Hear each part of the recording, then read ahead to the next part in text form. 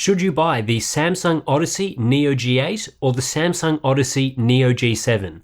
I've tested both of them extensively, and today we'll be pitting them against one another in a head-to-head battle, looking at where they are both the same, where they are different, and expanding upon what we talked about in our original reviews, both of which are on Hardware Unboxed. Both the Odyssey Neo G8 and Neo G7 are very similar monitors. They both use 32-inch 4K VA panels with a 1000R curvature, and they both pack true HDR hardware thanks to the inclusion of 1196 full-array local dimming zones. The only major difference on paper is that the Neo G8 can run up to a 240Hz refresh rate, while the Neo G7 tops out at 165Hz, though in practice there are also a few other differences. Naturally, the G8 with its higher refresh rate is the more expensive model, costing $1,500 US, while the Neo G7 will set you back $1,300, so a $200 difference there. While generally speaking the Neo G8 and Neo G7 have a similar sort of style, clearly the design is a bit different. The Neo G7 has a black plastic exterior all around, while the Neo G8 uses glossy white plastic for the rear and stand section.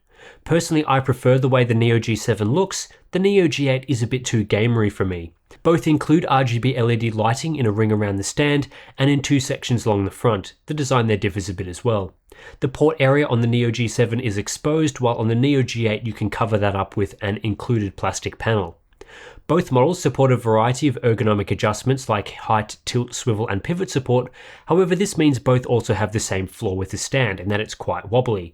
A slight bump or even using the OSD will make the display move a bit, and that's the case regardless of which model you choose, though you can VESA mount these monitors if you want to.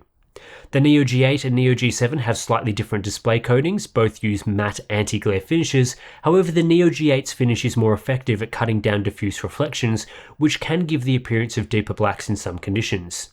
However, it is not a glossy coating, so it doesn't have the same stunning effect as, say, an LG OLED TV. That's not to say the Neo G7's coating is bad or ineffective, it's just not quite as good as the Neo G8 in my opinion. The port selection on both displays is identical, offering one display port, two HDMI 2.1 ports, a few USB ports and a headphone jack. The HDMI 2.1 ports are 40 gigabits per second ports on both models, despite the Neo G8 having higher bandwidth requirements, so DSC is used for DisplayPort and HDMI to hit the required bandwidth. Features here are also the same, so both monitors fully support adaptive sync technologies, and there's enough bandwidth over HDMI 2.1 to be compatible with the latest game consoles. Really, there's no major difference between the Neo G7 and Neo G8 for console users, so you'd probably choose the Neo G7, which is cheaper, for that use case, say running at 120Hz. Also the same as the OSD controls, which are found on the bottom edge of the display, the Neo G8 does not include any additional functionality. The overall layout of both monitors is the same and the feature set is the same. Both displays support user upgradable firmware, and I'd expect Samsung to update both whenever adjustments need to be made given how similar they are. At first glance, you may think that the Neo G7 and Neo G8 would have similar response time performance, just that the Neo G8 extends its refresh rate support up to 240Hz. But that's not quite the case. The Neo G8 is both a higher refresh rate and faster model based on our testing, sporting superior variable overdrive that delivers better performance at lower refresh rates. While neither monitor allows you to adjust the overdrive setting when adaptive sync is enabled, the Neo G8 has better tuning at all refresh rates in its adaptive sync mode. For example, here we have the Neo G8 at 240Hz, where clearly it's a very fast monitor with great motion clarity. The combination of faster response times and a higher refresh rate than the Neo G7 will do that. But when we move down to 165Hz, you can see that the Neo G8 actually outperforms the Neo G7. Here the Neo G8 has a 3.47 millisecond average response.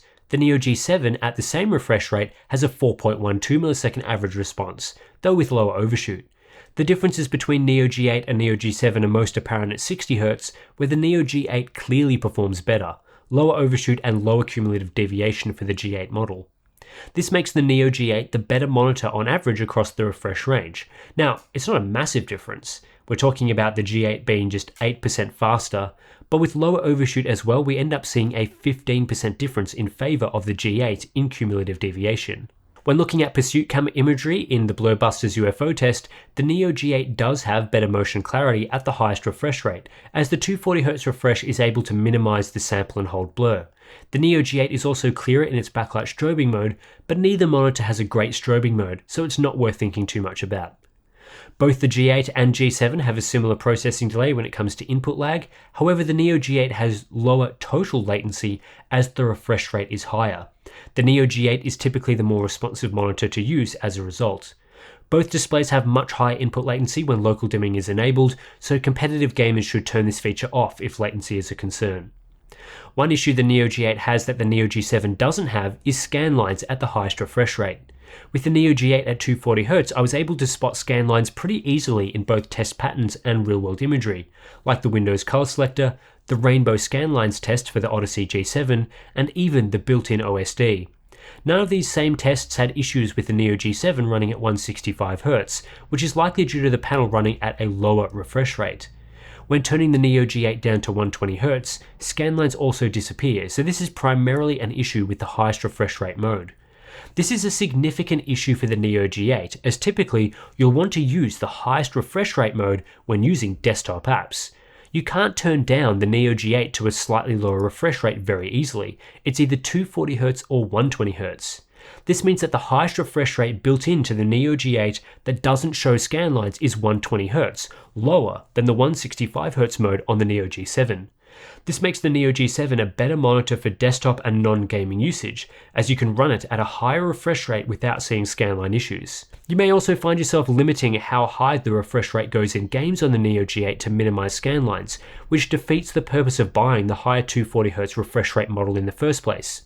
However, it does depend on what is being displayed. You won't see scanlines all the time, and some users may not notice them at all. Outside of this, there does not appear to be a significant quality control difference between the Neo G8 and Neo G7. Samsung are not putting in a special effort to ensure the more expensive Neo G8 is better than the Neo G7, as my Neo G8 had more defects than the Neo G7. Samsung has a poor history of quality control issues, which is probably going to affect each monitor equally, perhaps to a greater degree on the Neo G8 due to its scanlines problem. As for color quality, there's really no difference between the Neo G8 and Neo G7 in general. Now that's not to say both units perform identically, because I did see some differences, but the overall color experience is virtually the same. For example, both monitors have 93 to 94% coverage of the DCI-P3 color gamut and about 76% coverage of Rec 2020. They're using a variant of the same panel after all.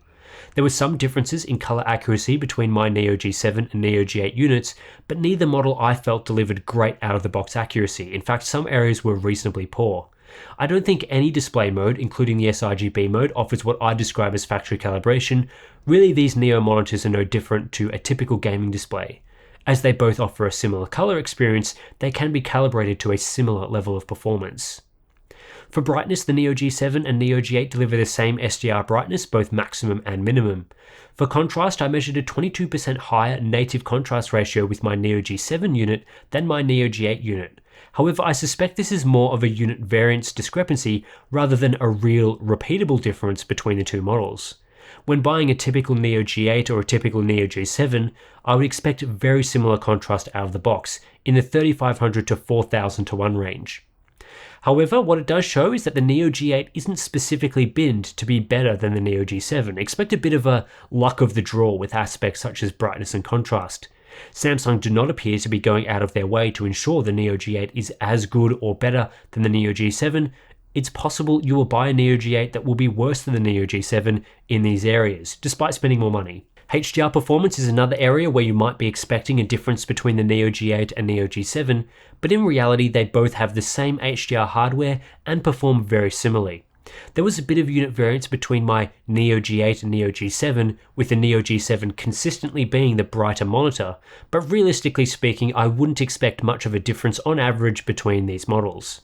Samsung rates both monitors as being capable of up to 2000 nits, but on neither did I see this figure achieved in real-world usage. Only in very specific test patterns was 2000 nits possible. Real-world brightness typically topped out around 1000 nits. Other areas like full-screen brightness was very similar on both models, neither offering that impressive of an experience in that area. However, checkerboard contrast was very good whether you get the Neo G7 or Neo G8, as the 1196 zone backlight is very capable of showing bright and dark areas on screen at the same time. Blooming was also similar on both models, as was HDR accuracy, although expect some unit-to-unit variance in that area. Overall, the Samsung Odyssey Neo G7 and Neo G8 are very similar monitors. Kind of flagged that at the start, but really there are only a few areas where we see noticeable differences. The majority of areas to performance are identical or close to identical, keeping unit variance in mind, and that's because they both use a very similar display panel and processing hardware. There are 5 major differences between these displays.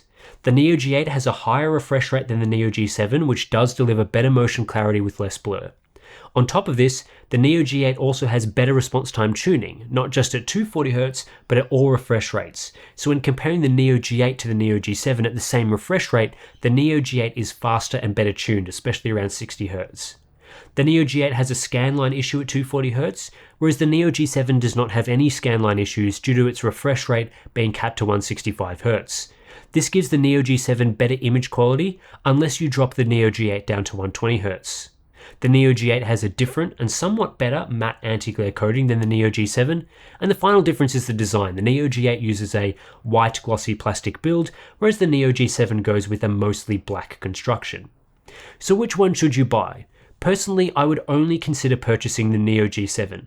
The scanline issue at 240Hz, I think, is an unacceptable defect for a $1,500 monitor, and with the Neo G7 you avoid that issue entirely, while maintaining really solid performance across most areas, especially for HDR. Yes, you don't get the full 240Hz refresh rate, but 165Hz is still excellent at 4K, and you're not missing out on much else. For Samsung to convince me to spend an extra $200, firstly, they'd have to solve the scanline issue. You can't have the more expensive product have issues the cheaper model doesn't have. But beyond that, the Neo G8 should be guaranteed to have at least as good performance as the Neo G7, whereas in reality that isn't the case, and you may find some Neo G7 models are better than Neo G8 models in areas like brightness and contrast. That was certainly the case with the models that I bought. Anyway, that's it for this one. Of course, we do have our full reviews of the Neo G7 and Neo G8 available over on Hardware Unboxed if you want to check those out and see our full in-depth thoughts on each monitor and of course comparisons to plenty of other products. Anyway, thanks for watching and I'll catch you in the next one.